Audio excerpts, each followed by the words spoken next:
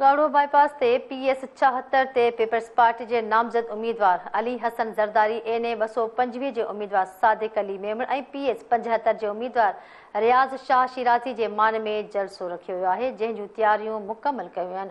उन हवाले से असां वीडियो लिखते मौजूद है धरती TV केटी बंदर जो रिपोर्टर गुलाम नबी खासकेली। जी गुलाम नबी खासकेली, वधीक आगाह कजो।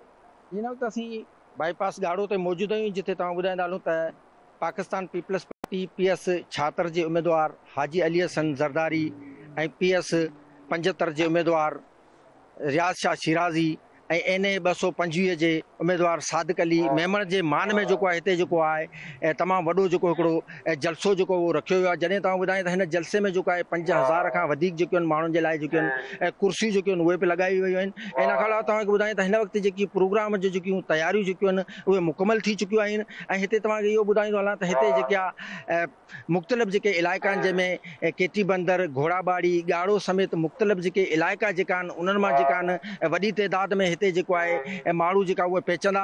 ऐं तव्हांखे ॿुधायां त हीउ प्रोग्राम जेको आहे 4 बजे जे टाइम खां जेको आहे उहो शुरू कयो वेंदो।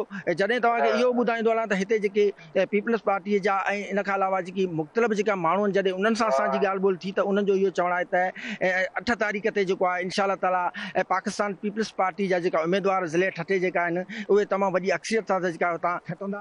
ऐं इन खां अलावा तव्हांखे इहो ॿुधाईंदा हलूं त हिन वक़्तु जेके प्रोग्राम में जेको आहे माण्हुनि जो अचण जो सिलसिलो जेको आहे उहो शुरू थी चुको आहे ऐं परे परे खां माण्हू जेका आहिनि उहे अचणु शुरू थी विया आहिनि। ऐं जॾहिं तव्हांखे ॿुधायां त हीउ प्रोग्राम जेको आहे तमामु वॾो हिन जेको आहे हिन इलाइक़े में जेको आहे ख़ासि करे PS 76 जो प्रोग्राम जेको आहे उहो कयो पियो वञे।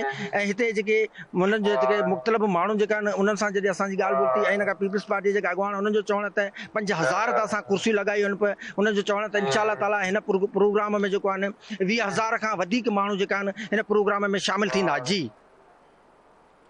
ठीक है, वही मेहरबानी वीडियो लिंक ज़रिए आगाह कयो। ख़बर शामिल कंदासीं। हिसाब अदालत जे जज मोहम्मद बशीर ॿीहर रिटायरमेंट ताईं मोकल जी तरफ़